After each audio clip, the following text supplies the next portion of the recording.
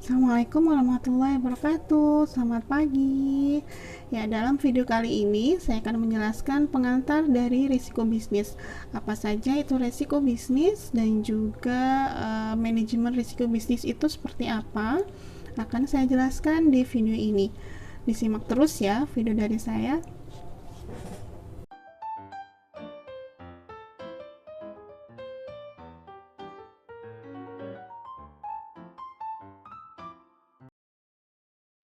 Kegiatan bisnis ini pastinya membutuhkan keuletan, keberanian, dan juga pengelolaan manajemen strategi yang baik oleh pelaku usahanya.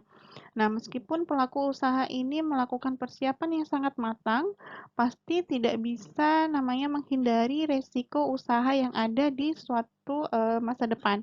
Nah, risiko sendiri ini bisa ditimbulkan dari internal ataupun eksternal, di mana sifat dari risiko ini merupakan ketidakpastian, sehingga tidak pasti kapan risiko itu akan datang dan juga akan menimbulkan kerugian bagi perusahaan. Nah, pastinya seorang pelaku bisnis ini pastinya tidak ingin ada yang namanya risiko kegagalan dalam bisnisnya. Nah, karena itu kita dalam perkuliahan kali ini kita akan belajar tentang apa itu resiko, kemudian bagaimana manajemen resiko itu sendiri, dan juga klasifikasinya nanti seperti apa, tahapan resikonya seperti apa, agar kita mempunyai ilmu atau bekal bagaimana cara menghindari ataupun mengurangi dari resiko bisnis. Apa itu bisnis? Ya, bisnis sendiri merupakan kegiatan dalam menjual barang ataupun jasa kepada konsumen, di mana ada namanya karakteristik dalam suatu bisnis, di mana kalian bisa lihat di slide, di mana ada institusi, lembaga ataupun organisasi yang menaungi dari kegiatan bisnis itu sendiri. Kemudian sifat dari bisnis itu apa? Sebagai pemenuhan barang dan juga jasa kebutuhan dari manusia. Jadi memenuhi segala kebutuhan dari konsumennya. Kemudian karakteristik selanjutnya itu adalah menciptakan manfaat atau utility dari produk dan juga jasa yang dihasilkan oleh kegiatan bisnis itu. Dan adanya penetapan harga. Penetapan harga ini ditentukan oleh perusahaannya dan juga, nah ini adalah yang paling utama adalah mencari profit.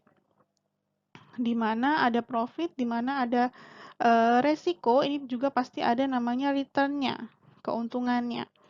Nah, selanjutnya itu adalah selalu ada kemungkinan untuk kerugian. Jadi ada namanya risk and return. Jadi ada resiko, berarti ada keuntungannya. Nah, karakteristik yang terakhir itu adalah perusahaan ini harus bisa tumbuh dan berkembang untuk bisa survive dan tetap memenuhi kebutuhan dari konsumennya. Kemudian resiko itu apa sih? Nah, resiko itu sendiri di sini ada beberapa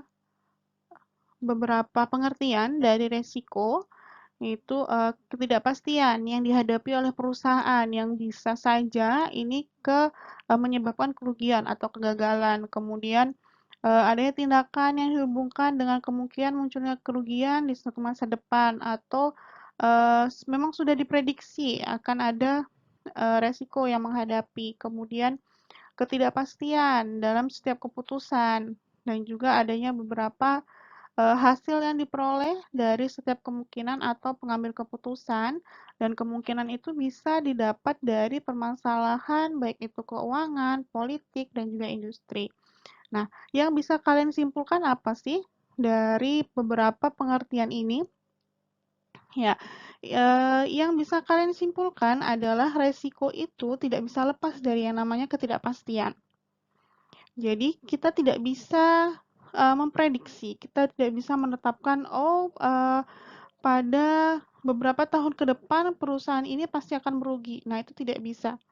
Jadi namanya resiko ini ya berarti ketidakpastian, tidak pasti kapan akan terjadi dan juga kapan akan kita hadapi sebagai pelaku usaha.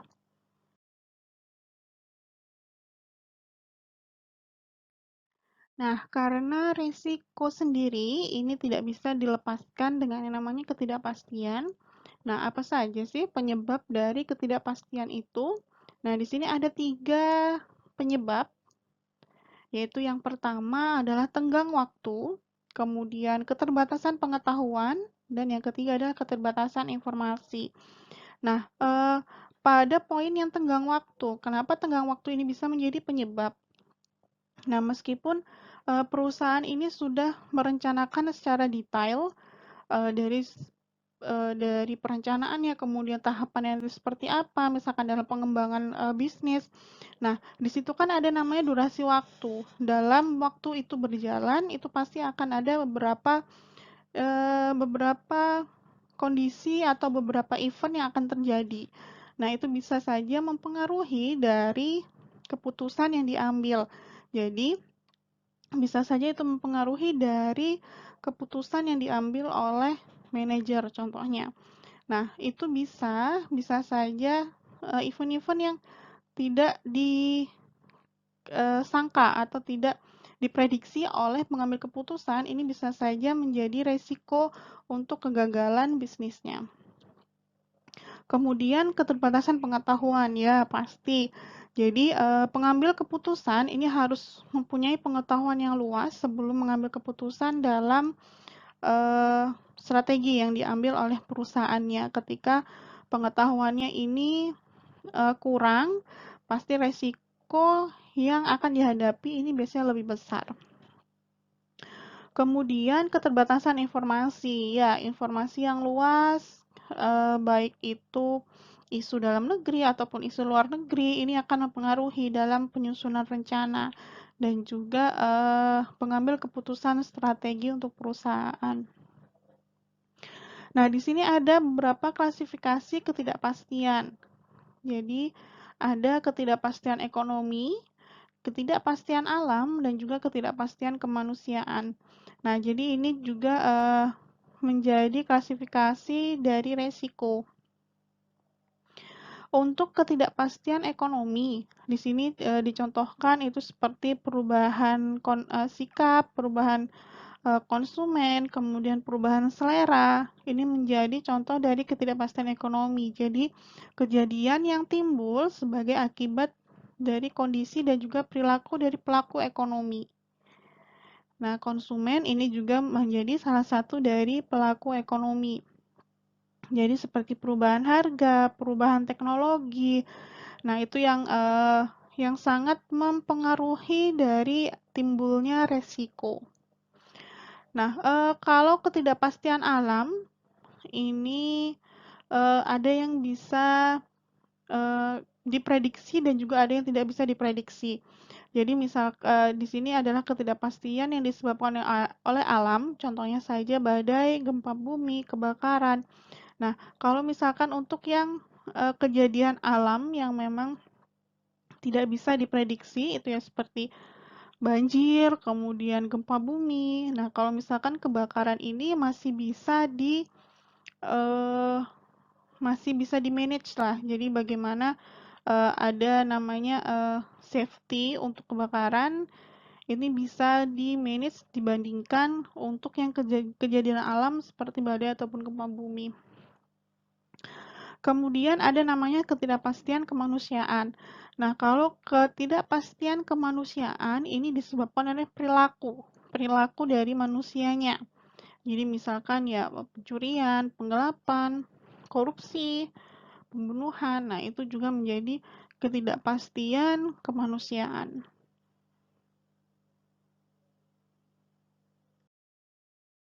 Nah, ini juga ada beberapa jenis resiko yang biasa dihadapi oleh pelaku bisnis.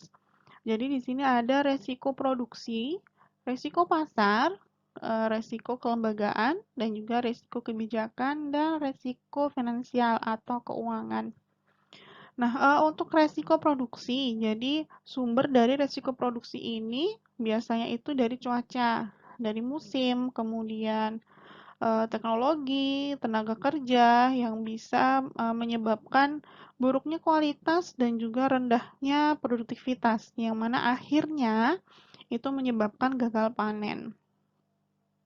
Kemudian untuk resiko pasar, ini contohnya saja barang itu tidak dapat dijual disebabkan karena ketidakpastian mutu. Kemudian permintaannya rendah. Kemudian kalau resiko harga ini biasanya adanya harga yang naik karena adanya inflasi. Nah, akhirnya tidak terjual barangnya. Kemudian adanya banyak pesaing yang masuk, substitusi dari produk tersebut itu banyak, akhirnya daya tawar dari pembelinya rendah, dan juga strategi pemasaran yang tidak baik, sehingga apa? Sehingga adanya resiko barang tersebut tidak terjual. Kemudian adanya resiko kelembagaan.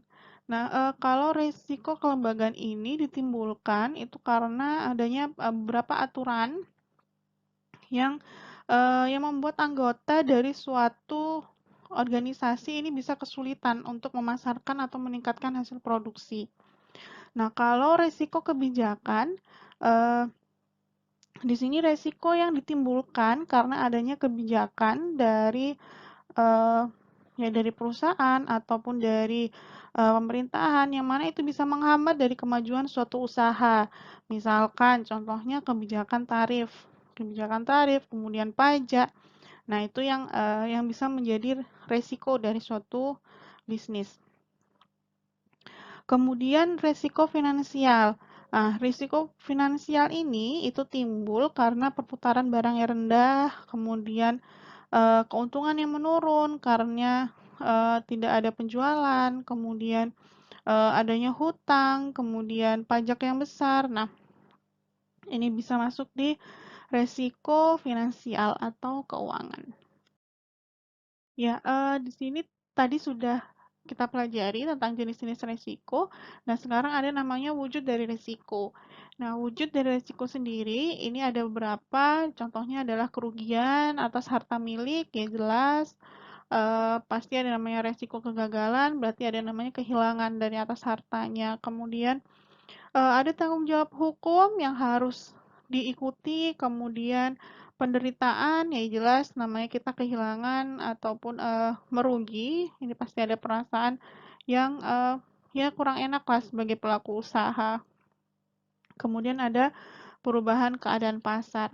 Nah, itu adalah wujud dari resiko. Nah, kalau misalkan kita melihat dari aspek pelaku usahanya.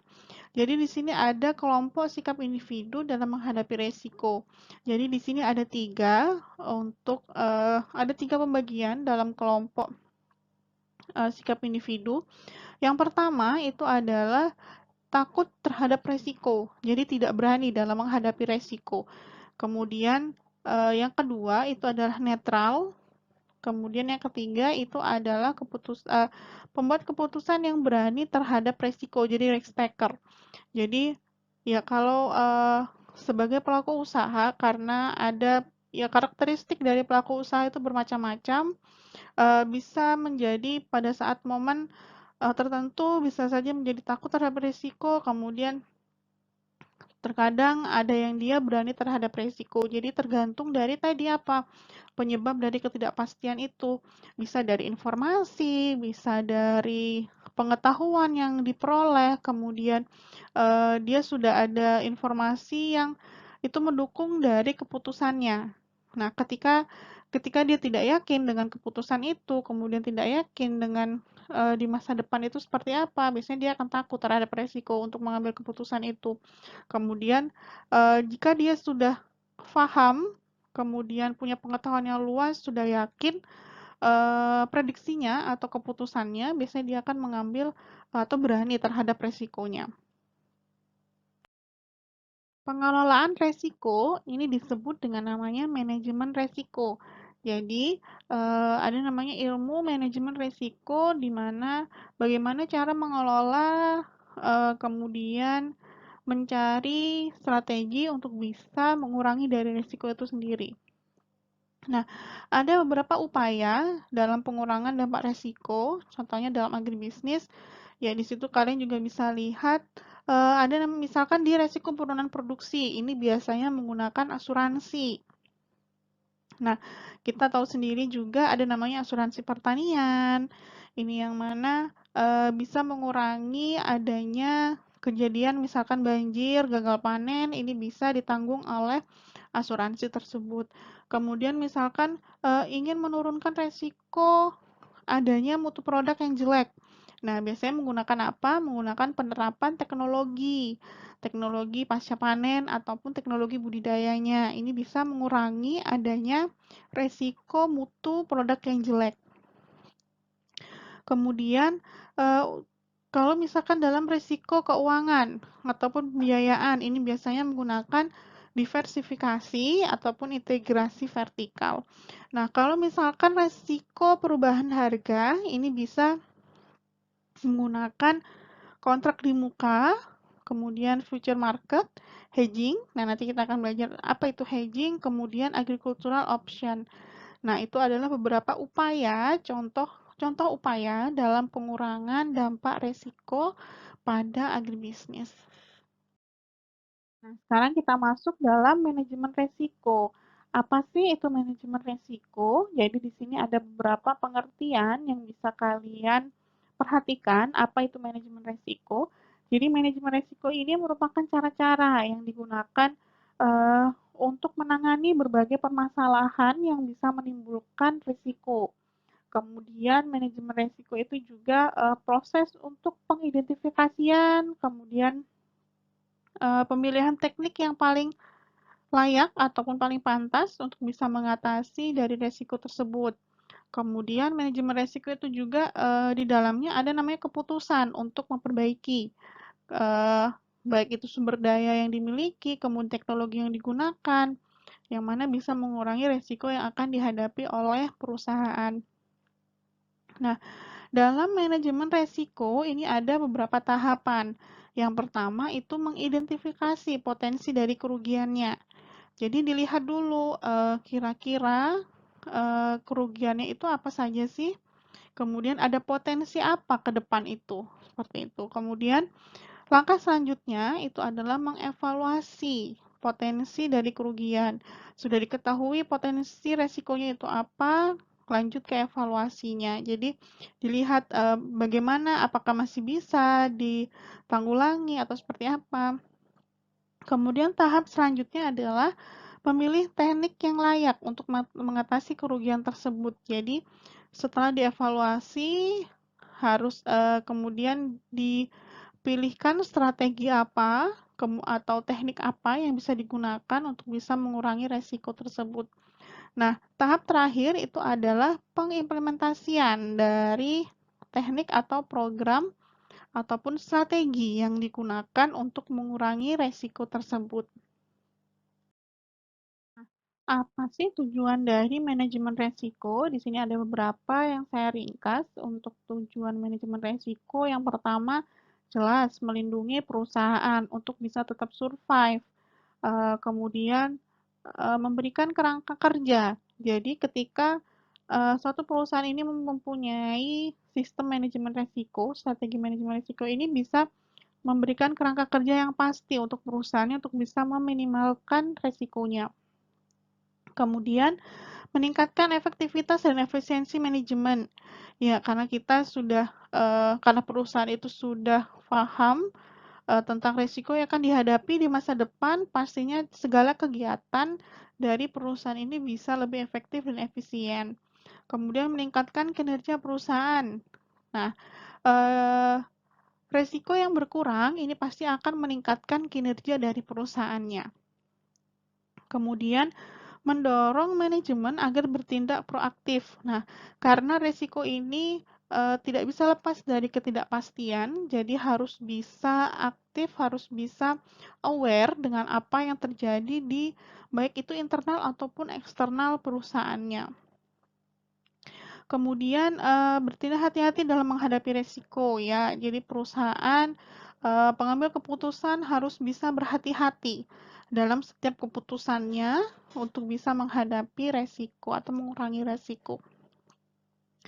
Kemudian sosialisasi pemahaman mengenai resiko ya. Setiap karyawan ataupun staf dalam perusahaan tersebut harus paham apa itu resiko yang terjadi nanti di depan. Jadi ada namanya sosialisasi pemahaman tentang resiko yang akan dihadapi kepada staf ataupun karyawannya. Jadi manajemen resiko ini sangat penting sekali diterapkan oleh perusahaan atau pelaku bisnis yang sedang berjalan ataupun yang sedang mau memulai suatu bisnis karena eh, semakin banyak informasi, semakin banyak pengetahuan atau semakin kita mengetahui resiko yang akan kita hadapi di masa depan ini eh, akan meningkatkan kinerja dari bisnis itu sendiri. Jadi kita bisa mengurangi adanya namanya kehilangan ataupun kerugian di masa depan. Nah, itu tadi adalah materi tentang resiko bisnis dan juga manajemen resiko. Nah, ini ada tugas untuk kalian untuk minggu depan. Jadi, silakan kalian mereview artikel. Mereview artikel ini, silakan kalian cari minimal 3 artikel, lebih itu lebih baik. Nah, 3 artikel dengan topik analisis resiko dengan komoditas yang sama. Jadi, komoditas yang dianalisis resikonya ini harus sama antara artikel-artikel yang lain. Jadi misalkan kalian tentang resiko produksi padi atau tanaman perkebunan, misalkan teh, kopi. Nah, ini komoditasnya harus sama antara artikel yang lainnya. Jadi, pada saat kalian mereview, ini bisa kalian bandingkan, bisa kalian simpulkan. Nah, setelah kalian review, ini silakan kalian simpulkan dari artikel yang sudah kalian baca, yang sudah kalian dapatkan itu, apa sih yang bisa kalian dapatkan dari artikel tersebut. Nah, ini silakan kalian ketik ataupun tulis tangan, silakan saya bebaskan, kemudian jangan lupa untuk menuliskan daftar pustakanya. Jadi, ini adalah tugas untuk minggu depan. Ya, silahkan kalau misalkan kalian ada pertanyaan tentang materinya ataupun tentang tugasnya, silahkan tanyakan di Google Classroom setelah kalian mendengarkan video ini. Yang tentunya juga pada saat jam perkuliahan, oke? Sampai ketemu di ruang diskusi di Google Classroom. Semoga bermanfaat. Terima kasih. Assalamualaikum warahmatullahi wabarakatuh.